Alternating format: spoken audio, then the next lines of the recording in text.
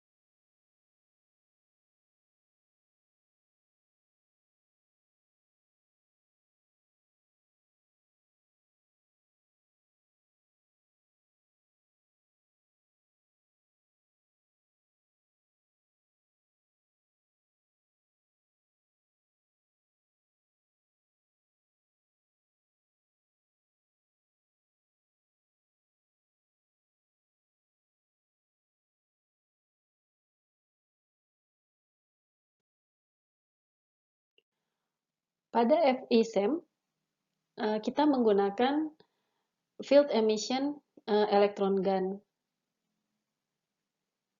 Kita memiliki beberapa jenis electron gun, yaitu yang paling umum adalah thermionic electron gun yang membutuhkan pemanasan agar elektron mendapatkan cukup energi untuk melewati work function-nya sehingga dapat keluar ke vakum.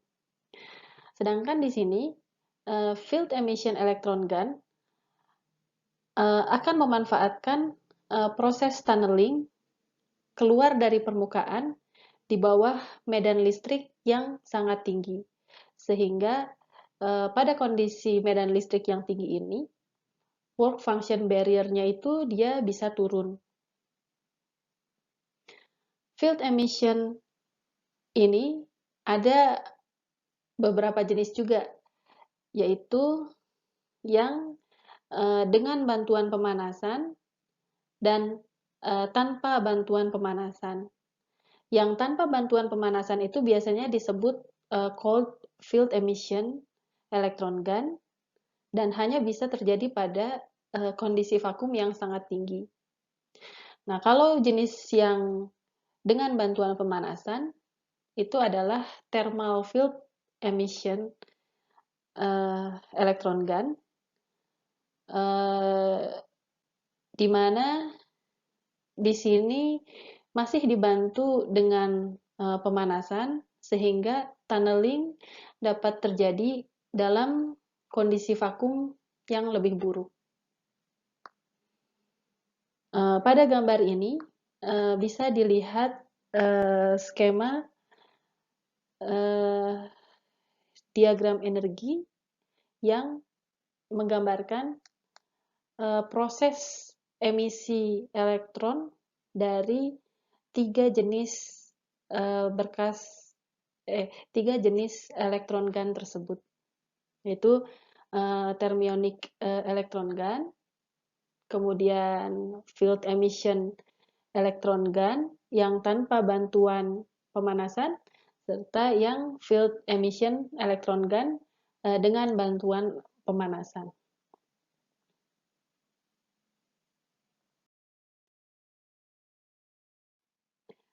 Gambar ini menunjukkan ujung dari field emission electron gun yang sengaja dibuat sangat kecil agar bisa memudahkan proses tunneling. Pada umumnya, ukuran tip dari FE electron gun adalah sekitar 5 nanometer. Namun, pada paper ini yang saya refer, tip yang dikembangkan di sini memiliki ukuran yang cukup besar, yaitu antara 200 sampai 800 nanometer.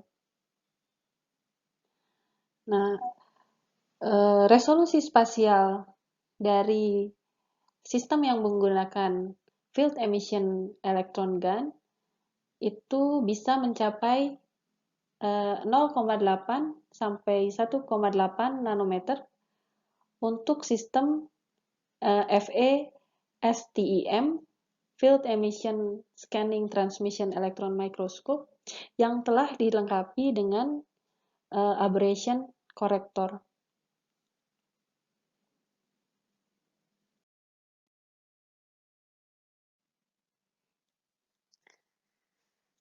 Berikut ini adalah diagram sistem STEM dari Zeiss yang menunjukkan adanya field lens yang cukup besar di dekat elektron gun. Tujuannya adalah untuk membangkitkan medan listrik yang sangat tinggi di daerah tip dari elektron gun agar proses tunneling dapat terjadi dengan mudah. Dari sini kita dapat mengetahui bahwa komponen tambahan pada sistem cold field emission electron gun ini adalah field lens ini dan sistem vakum, yaitu sistem pompa bertingkat yang kompleks untuk bisa mencapai dan mempertahankan ultra high vacuum.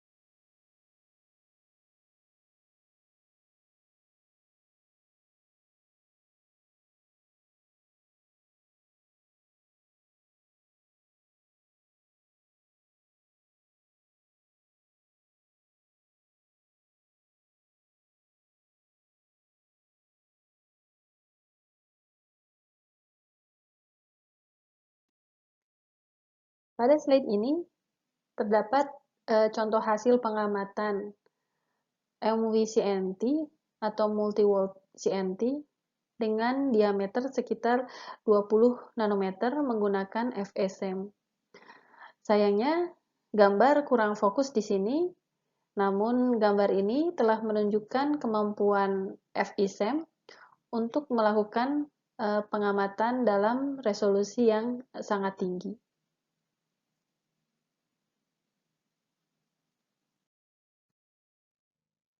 Ini adalah contoh hasil pengamatan terhadap nanopartikel emas menggunakan tungsten filament dan menggunakan field emission electron gun pada perbesaran yang sama, yaitu 100.000 kali.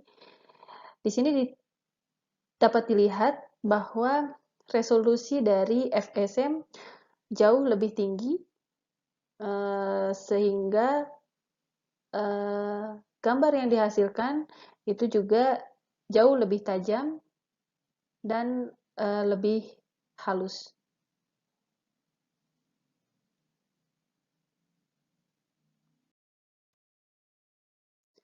Selanjutnya adalah variable pressure atau VPSM. Dengan VPSM, kita dapat mengatur tekanan udara pada sampel chamber. Tekanan operasional SIM pada umumnya sekitar 10 pangkat min 3 Pascal untuk yang menggunakan thermionic tungsten filament. Pada VPSM ini, udara dengan sengaja dimasukkan ke dalam sampel chamber sehingga pengamatan dapat dilakukan dalam kondisi vakum yang buruk, yaitu pada 6-650 Pascal pada contoh ini. Ini adalah spesifikasi dari SEM Hitachi SU3500 yang ada di PPNN. Molekul udara pada sampel chamber akan berinteraksi dengan berkas elektron, sehingga molekul tersebut akan terionisasi. Ion-ion positif akan tertarik ke permukaan sampel, sehingga dapat menetralkan sampel dan mengurangi efek charging. Namun, intensitas berkas elektron yang sampai ke sampel juga berkurang akibat tumbukan antara berkas elektron dengan molekul udara, sehingga gambar yang dihasilkan menggunakan VPSM ini akan lebih redup dan kurang tajam dibandingkan gambar yang diambil menggunakan SE pada kondisi vakum normal.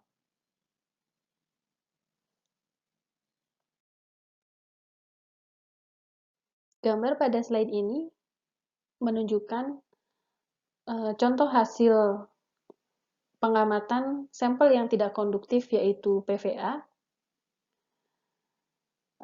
menggunakan beberapa parameter yang berbeda. Jadi untuk gambar yang pertama di bagian kiri atas itu adalah pengamatan terhadap sampel PVA tanpa coating menggunakan SE. Kemudian di kanan atas adalah pengamatan sampel PVA tanpa coating menggunakan BSE.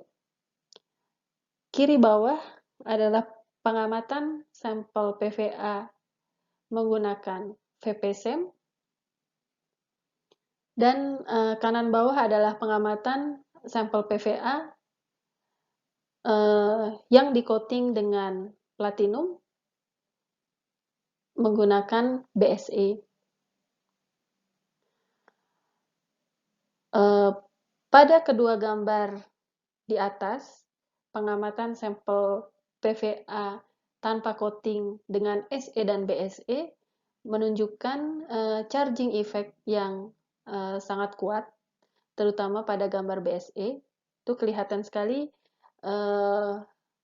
hasil gambarnya menunjukkan permukaan sampel yang berpendar. Charging effect ini dapat dikurangi secara signifikan dengan menggunakan pengamatan dalam mode variable pressure yang dapat dilihat di gambar kiri bawah. Di situ setting pengamatannya adalah VPSEM pada tekanan 50 Pascal. Di sini charging effect sudah berkurang, namun masih terlihat adanya edge effect, di mana pada ujung-ujung yang runcing itu masih terlihat berpendar. Selain itu juga karena penggunaan VPSEM ini pengamatan dilakukan dalam kondisi vakum yang buruk, maka gambar menjadi lebih redup dan SNR-nya rendah.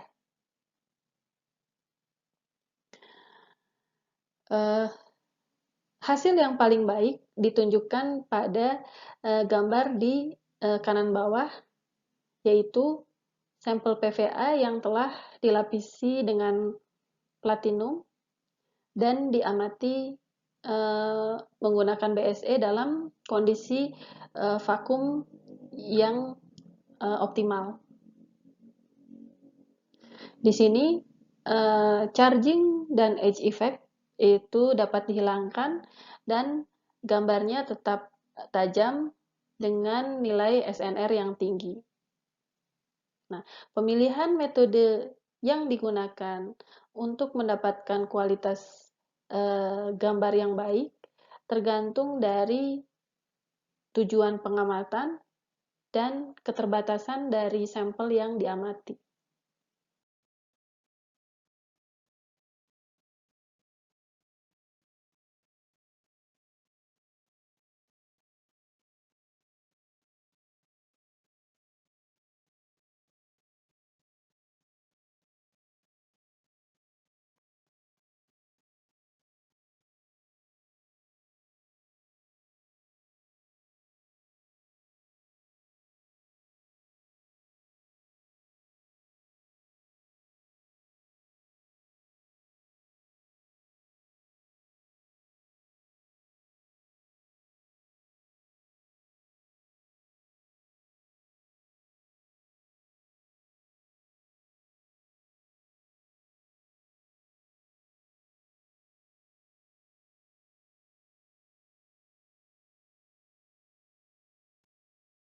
Selanjutnya adalah environmental SEM yang memiliki sistem untuk memasukkan gas ke dalam sampel chamber.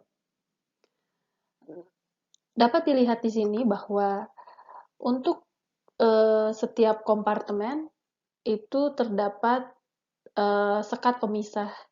Jadi untuk sampel chamber itu dia punya gas inlet dan gas output yang bisa diaktifkan ketika sampel chamber itu terisolasi dari bagian instrumen SEM yang lainnya, seperti bagian lensa dan bagian gun yang memiliki chamber terpisah, seperti yang dapat dilihat pada gambar ini. Jadi, dengan penggunaan chamber yang terpisah ini, kita bisa mengatur environment hanya untuk di sampel chamber saja, sehingga tidak akan mengkontaminasi lensa dan gun yang ada di chamber-chamber lainnya.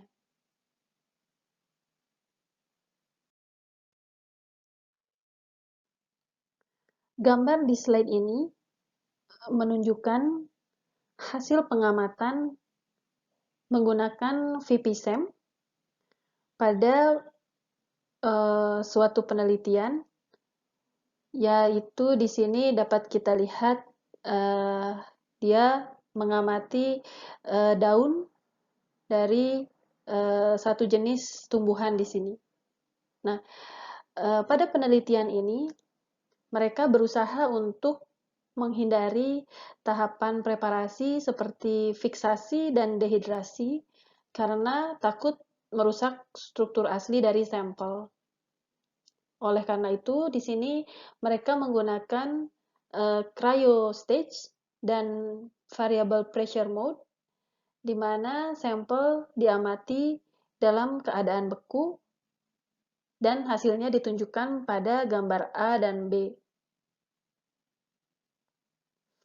Nah, pada gambar A dan B ini adalah hasil pengamatan dari cryo-SEM yang sampelnya diamati dalam keadaan beku.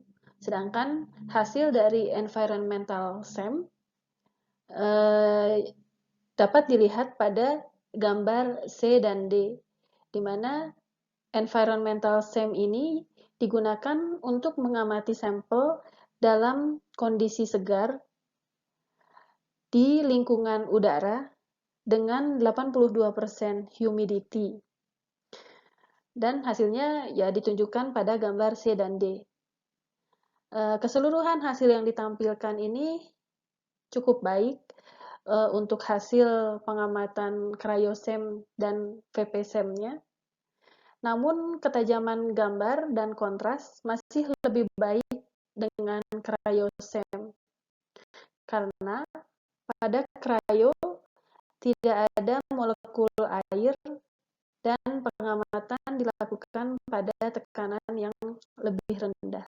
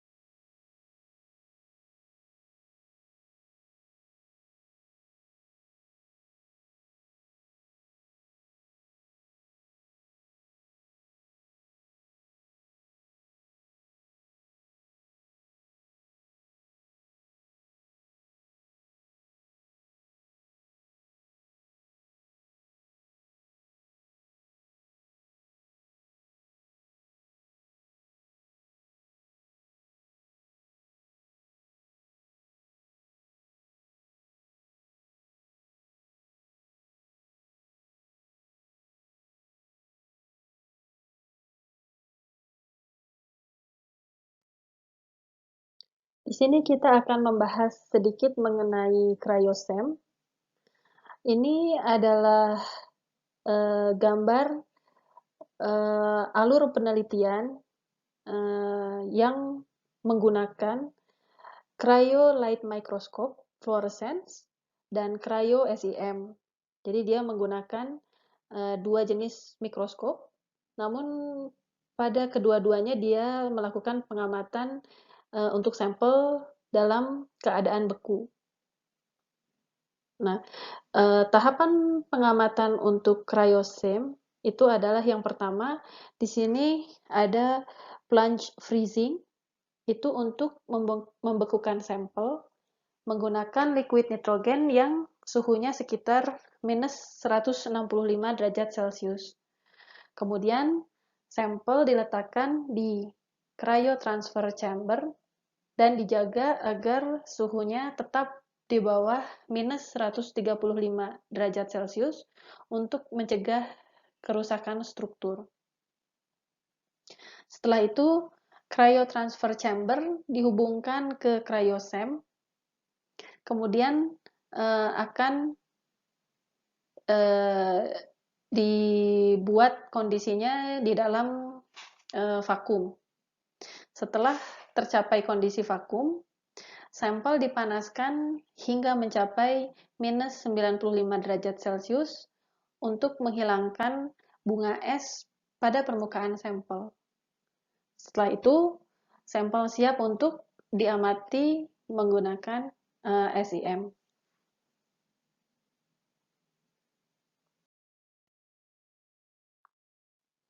Berikut adalah hasil pengamatan cryosem dari sampel sel pada penelitian ini. Jadi ini masih penelitian yang sama dengan yang ditampilkan di slide sebelumnya, di mana pengamatan yang dilakukan itu ada dua, pengamatan dengan mikroskop fluorescence dan SEM, dan kedua-duanya dilakukan dalam keadaan sampel yang beku. Nah, dari hasil ini dapat kita lihat bahwa setelah sampel dibekukan, seperti proses yang dijelaskan pada slide sebelumnya, itu sampel akan dilapisi dengan lapisan konduktif PTPD layer sebelum kemudian diamati dengan SEM. Nah, gambar di bagian kanan itu menunjukkan hasil pengamatan SEM setelah sampel dibekukan dan dilapisi dengan lapisan konduktif. Nah, yang menarik di sini adalah sampel tetap dapat diamati dengan baik di fluorescence mikroskop, walaupun telah dilapisi dengan PDPT layer. Jadi setelah dilakukan pengamatan di SEM, sampelnya kemudian dibawa ke mikroskop fluorescence untuk diamati. Ternyata sampelnya masih bisa diamati dengan baik, sampelnya masih dapat berpendar dengan baik, walaupun telah dilapisi dengan PDPT layer. Nah, dari sini dapat kita lihat bahwa cryo fluorescence microscope dan cryosem itu dapat dilakukan dan memberikan hasil pengamatan yang baik.